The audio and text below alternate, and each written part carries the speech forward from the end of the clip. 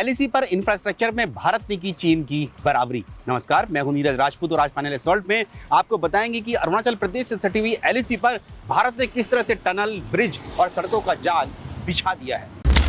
चीन से सटी हुई एलएसी यानी लाइन ऑफ एक्चुअल कंट्रोल पर भारत का इंफ्रास्ट्रक्चर मजबूत करने में जुटा हुआ है और अब इंफ्रास्ट्रक्चर इस तरह का भारत का हो गया है कि चीन के इंफ्रास्ट्रक्चर के बराबर हो गया है। इस वक्त हम अरुणाचल प्रदेश से सटी हुई एलएसी के इलाकों में हैं और यहाँ पर जो तवांग को जो मुख्य रोड जोड़ती है यानी कि NH13 जोड़ती है, वहाँ पर सेला टनल का बनाने का काम चल रहा है और सेला टनल जो है वो तवांग को, बुमला को, जो आखिरी पोस्ट है भारतीय सेना की एलएसी पर, उसको जोड़ेगा तेजपुर से, गुवाहाटी से जोड़ेगा, साथ ही टेंगा से, रूपा जैसे इलाकों से जोड़ेगा, ताकि 12 महीने जो कनेक्टिविटी है वो तवांग की और बुमला की मेन लैंड से बनी रहे, यानी कि असम के इलाकों से बनी रहे। इसीलिए इस वक्त जब हम सेला टनल में पहुंचे हैं तो यहाँ पर जो काम जो है बेहद तेजी से चल रहा है सेला टनल बनाने का। ये सेला टनल जो है दरअसल जो है करीब 1.5 किलोमीटर लंबी टनल है। 2 टनल यहाँ पर बनी है, एक 1.5 किलोमीटर लंबी है और एक करीब 900 से 1 किलोमीटर के बराबर है। तो ये दोनों मिलाकर टनल जो है ये सेला टनल बनाई जा रही है। आपको बता दें कि पिछले हफ्ते ही रक्षा मंत्री राजनाथ सिंह ने इस सेला टनल के मुख्य ब्लास्ट को किया था ई सेरेमनी के जरिए राजधानी दिल्ली से। उसके बाद से ये माना जा रहा है कि अगले 1 साल में ये बनकर तैयार हो जाएगी। ये अगस्त 2022 तक का टारगेट है, लेकिन BRO जो बॉर्डर रोड ऑर्गेनाइजेशन जो इस टनल को बना रही है, स्ट्रेटेजिक टनल को बना रही है, उसका दावा है कि मई-जून तक ये टनल बनकर तैयार हो जाएगी। करीब जो बता दें कि आपको कि इस टनल में एस्केप टनल भी बनाई गई ताकि किसी इमरजेंसी में उस टनल का इस्तेमाल जो है वो किया जा सके। और इस टनल के बनने से जो भारतीय सेना है उसकी मूवमेंट बहुत तेज हो जाएगी। ये तवांग और बुमला तक पहुंचने के लिए असम से, गुवाहाटी से, तेजपुर से, और साथ ही जो स्थानीय लोग हैं जिनको बेहद मुश्किल आती है यहाँ पर बेहद मुश्किल आती है जिन लोगों को, यहाँ पर स्थानीय लोगों को जो यहाँ से आवाजाही करते हैं, जिनका जो कनेक्टिविटी है वो टूट जाती है मेनलैंड से, उनके लिए भी ये बहुत ज़्यादा मदद करेगी आवाजाही में। इसके अलावा यहाँ पर और भी टनल, नेचुफू टनल भी बनाई जा रही है और इसके अलावा सड़कों का काम भी बेहद मजबूत किया जा रहा है। वो सिर्फ इसलिए क्योंकि भारत चाहता है कि चीन से किसी भी तरह से इंफ्रास्ट्रक्चर भारत में कम ना हो, क्योंकि 1962 के युद्ध में भारत को यही जो मुश्किल थी बहुत खली थी युद्ध के दौरान, क्योंकि उस वक्त जो तो कनेक्टिविटी जो थी रोड तक नहीं थी तवांग और बुमला तक पहुंचने के लिए। इसीलिए जो भारतीय सैनिक थे उनकी मूवमेंट, जो रिडिप्लॉयमेंट थी, वो बहुत मुश्किल हो गई थी और उसकी वजह से भारतीय सेना को कहीं ना कहीं मुंह की खानी पड़ी थी। इसीलिए पिछले कुछ सालों से भारत जो है अपना इंफ्रास्ट्रक्चर मजबूत कर रहा है ताकि जो सेना की जो मूवमेंट है उसको बहुत ज़्यादा तेजी से मिल सके, क्योंकि लगातार हम देख रहे हैं कि एलएसी पर चीन, चाहे वो पूर्वी लद्दाख हो, अरुणाचल प्रदेश हो, वहाँ पर कहीं ना कहीं हरकतें कर रहा है। तो इसीलिए भारत चाहता है कि अगर कोई विषम परिस्थिति आ जाए तो भारत की सेनाओं को 1962 के युद्ध की तरह जो लॉजिस्टिक्स की जो दिक्कत सामने आई थी, यानी कि उनको ट्रांसपोर्टेशन की दिक्कतें आई थी, वो सब अब न देखने को मिले। और खुद BRO कह चुका है कि अब इंफ्रास्ट्रक्चर भारत का बिल्कुल ठीक वैसा ही है जैसा कि एलएसी पर चीन का अपनी तरफ है, यानी कि अब इंफ्रास्ट्रक्चर बराबर है। और अब अगर कोई ऐसी विषम परिस्थिति आती है तो भारतीय सेना बेहद तेजी से मूवमेंट कर सकती है बॉर्डर इलाकों में।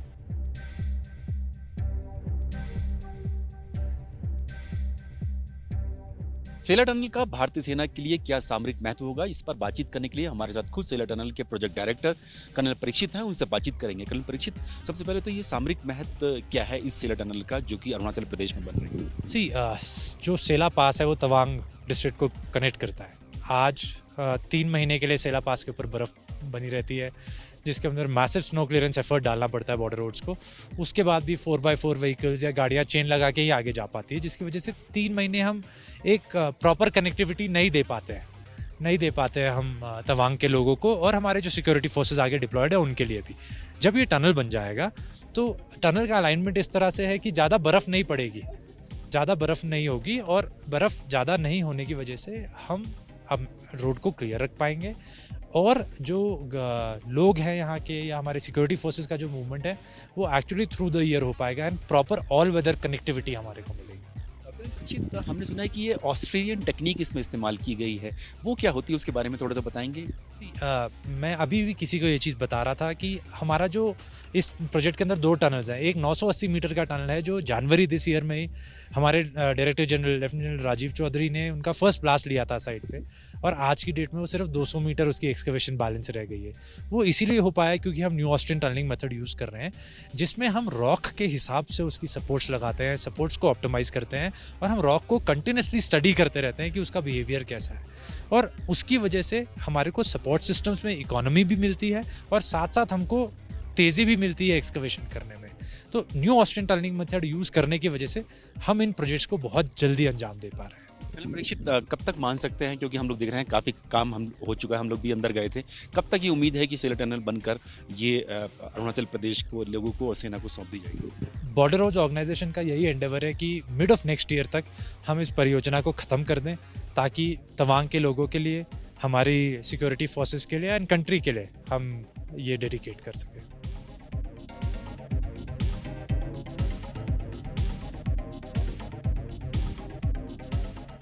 चीन से सटी एलएसी पर भारत अपना इंफ्रास्ट्रक्चर मजबूत करने में लगा हुआ है, चाहे फिर वो सड़क हो, पुल हो, ब्रिजेस या फिर टनल हो, वो बनाने का काम बहुत तेजी से चल रहा है। इस वक्त हम अरुणाचल प्रदेश में हैं, जहां पर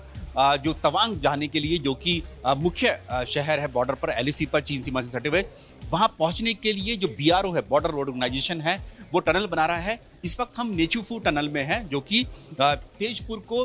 कनेक्ट करता है, तेजपुर, सेसा और फिर उसके बाद टेंगा, और उसके बाद फिर हम जाते हैं तवांग के लिए। करीब 300 किलोमीटर का ये रास्ता है, लेकिन सर्दियों के मौसम में ये यहाँ पर बहुत बर्फबारी होती है, जिसके चलते ये रास्ता बंद हो जाता था। लेकिन अब ये जो बीआरओ ये टनल बना रहा है, नेचुफू टनल बना रहा है, इससे क्या होगा कि ऑल वेदर ये टनल होगी, यानी कि 12 महीने तक रास्ता खुला रहेगा। ये जो है ऑस्ट्रेलियन टेक्निक से बनाई जा रही है, ये टनल बनाई जा रही है। 500 मीटर ये लंबी टनल है जो कि बनाई जा रही है, इसका कंस्ट्रक्शन का काम चल रहा है, और ये माना जा रहा है कि अगस्त 2022 से पहले बनकर ये टनल तैयार हो जाएगी। 500 मीटर की ये टनल है, और इसके बनने से क्या होगा कि जो सैनिकों का मूवमेंट है, जो बॉर्डर पर जाते हैं, यहाँ से तेजपुर से जाते हैं, क्योंकि तेजपुर में भारतीय सेना की 4 कोर है, गजराज कोर है, जहाँ पर जिसके अंतर्गत ये पूरे इस एरिया की सुरक्षा की जिम्मेदारी है। तो ये यहाँ पर जो सैनिक हैं वो भी जल्दी पहुँच सकेंगे तेजपुर से तवांग तक। इसके अलावा जो स्थानीय लोग हैं, जिनको काफ़ी दिक्कतें आती हैं यहाँ पर सर्दियों के मौसम में, उनकी आवाजाही भी इस टनल के बनने से काफ़ी ज़्यादा जो है वो सुगम हो जाएगी। और ये एक टनल नहीं है, यहाँ पर इसके अलावा सेला टनल भी बनाई जा रही है, और टनल भी यहाँ पर प्लानिंग स्टेज में है, जो कि बनाई जा रही हैं। ये सिर्फ और सिर्फ इसलिए बनाई जा रही हैं कि अरुणाचल प्रदेश में चीन की हरकतें जो हैं लगातार बढ़ती जा रही हैं। उसके लिए ही जो बीआरओ है या फिर भारतीय सेना है, वो अपना इंफ्रास्ट्रक्चर यहाँ पर बहुत ज़्यादा मजबूत कर रहा है। खुद बीआरओ के डीजी ने एबीपी न्यूज़ से कहा था कि अब जो भारत और चीन के बीच में जो एलएसी पर जो बॉर्डर इंफ्रास्ट्रक्चर है, यानी कि जो सड़क है, ब्रिजेस हैं, टनल हैं, उसमें बहुत ज़्यादा अंतर नहीं है। और वो इसीलिए है क्योंकि बीआरओ लगातार यहाँ पर अरुणाचल प्रदेश हो, पूर्वी लद्दाख हो, यहाँ पर अपनी जो मूलभूत जो ढांचा है उसको मजबूत करने में जुटा हुआ है। अरुणाचल प्रदेश में जो नेचुफू टनल बन रही है, उसको बनाने का काम बीआरओ कर रहा है, बॉर्डर रोड ऑर्गेनाइजेशन। हमारे साथ खुद assistant executive engineer Shweta Gupta हैं, जो कि इस कंस्ट्रक्शन का काम देख रही हैं, उन हमारे साथ हैं। श्वेता जी, ये बताइए कि ये जो टनल बनाई जा रही है, नेचुफू टनल, ये इससे किस तरह से मदद मिलेगी हमें बॉर्डर तक पहुंचने के लिए, सैनिकों के और खासतौर से स्थानीय लोगों के लिए? जी, एक्चुअली ये जो टनल है काफ़ी स्ट्रेच कम कर रही है, और ये थोड़ा फॉग का एरिया होता है जहाँ डेंसली फॉग हो जाता है, तो उसके थ्रू सेफ्टी भी ये प्रोवाइड कर रही है। और 7 to 8 किलोमीटर की स्ट्रेचिंग कम हो रही है, और 500 मीटर में हो जा रहा है काम, तो it will reduce ample amount of time and stretch. Winters में यहाँ पे स्नोफॉल भी होती होगी, तो उससे भी मदद मिलेगी। ये इससे जो है 12 महीने रास्ता जो खुला रहेगा तवांग पहुँच। जी, टनल का काम ही वही है कि ये ऑल वेदर कनेक्टिविटी पहुंचा सके, तो ये ऑल वेदर कनेक्टिविटी ही है। It will help through out the season. Thank you. ये हमारे साथ एग्जीक्यूटिव इंजीनियर हैं, assistant executive engineer Shweta Gupta, जो बता रही हैं कि इस तरह के जो टनल बनाने का काम इसलिए ही किया जा रहा है ताकि जो 12 महीने तक ये रास्ता, यानी कि तवांग का जो जाने का जो हाईवे है, NH13 है, जो कि तेजपुर से जाता है, करीब करीब 300 किलोमीटर लंबा है, ये सर्दियों के मौसम में ये बंद हो जाता है, तो ये इस टनल बनने से वो बंद नहीं होगा। भारत और अरुणाचल प्रदेश में अपना इंफ्रास्ट्रक्चर मजबूत करने के लिए तवांग और बुमला, जो आखिरी बॉर्डर पोस्ट है, वहाँ के लिए सड़कें बना रहा है। जो एक पुरानी सड़क थी, जो कि आती थी तेजपुर से रूपा, टेंगा होती हुई, सेला पास होती हुई, वो जाती थी बुमला और तवांग के लिए। लेकिन अब एक और एक्सेस बनाया जा रहा है, जो कि वेस्टर्न एक्सेस है, जो कि जाएगा, ये जो रोड होगी, वेस्टर्न एक्सेस वाली रोड जो होगी, ये गुवाहाटी से होगी, और ये इस सड़क पर बुमला या तवांग पहुंचने के लिए आपको तेजपुर जाने की जरूरत नहीं पड़ेगी, और इस रोड से आप जो जाएंगे सीधा गुवाहाटी से टेंगा आएंगे, और फिर टेंगा से आप वापस उसी रोड पर NH13 पर मिल जाएंगे, जो कि सेलाटन पास पर आकर से बुमला और तवांग जाती है। और इसके अलावा एक और ईस्टर्न एक्सेस भी बन रहा है, यानी कि जो तवांग तक पहुंचने के लिए 3 रोड इस तरह से बनाई जा रही हैं और वो एक जगह जाके तवांग पे जाकर मिलेंगे। ये जो ईस्टर्न एक्सेस होगा, ये दरअसल अभी प्लानिंग स्टेज में है, इसका अभी ये तैयार नहीं हुआ कि ये कहाँ से जाएगा, लेकिन ये प्लानिंग जो है BRO और भारतीय सेना तैयार कर रही है कि इस रोड को भी ईस्टर्न एक्सेस को बनाया जाए, ताकि ये रोड्स पे 3 रोड ऐसी हो जाएं जिससे कि आप जो है यानी कि भारतीय सेना जो है वो तवांग और बुमला तक पहुंच जाए। तो आपको यहाँ पर ही बता दें कि 1962 का जब युद्ध हुआ था, उस वक्त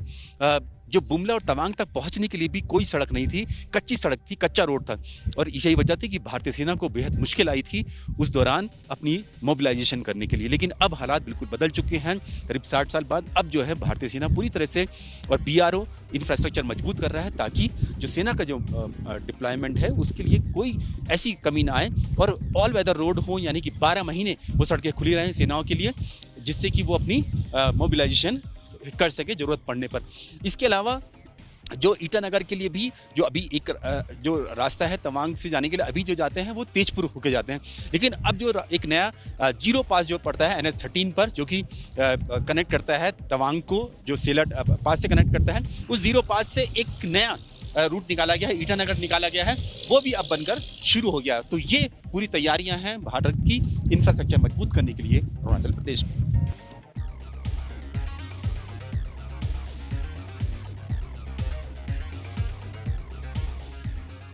अरुणाचल प्रदेश पर चीन की खास तौर से बुरी नज़र रहती है, लेकिन भारत ने और भारतीय सेना ने साफ कर दिया है कि चीन की किसी भी हरकत को अरुणाचल प्रदेश से सटी हुई LAC पर वो कामयाब नहीं होने दिया जाएगा, क्योंकि जो 1962 का युद्ध हुआ था, दरअसल चीन की जो सेना थी वो यहाँ तवांग में, जहाँ इस वक्त हम खड़े हुए हैं, यहाँ तक पहुँच चुकी थी। इसके आगे तक, यानी कि जो बोमडिला है, सीला पास है, या फिर जब मीसामारी तक पहुँच गई थी, तेजपुर के करीब तक पहुँच गई थी। लेकिन उस वक्त के हालात बहुत अलग थे, और अब 1962 से लेकर अब तक ब्रह्मपुत्र नदी हो या शंखु जिसका कहते हैं, बहुत पानी बह चुका है। भारत ने अपने आप को बहुत ज़्यादा मजबूत कर लिया है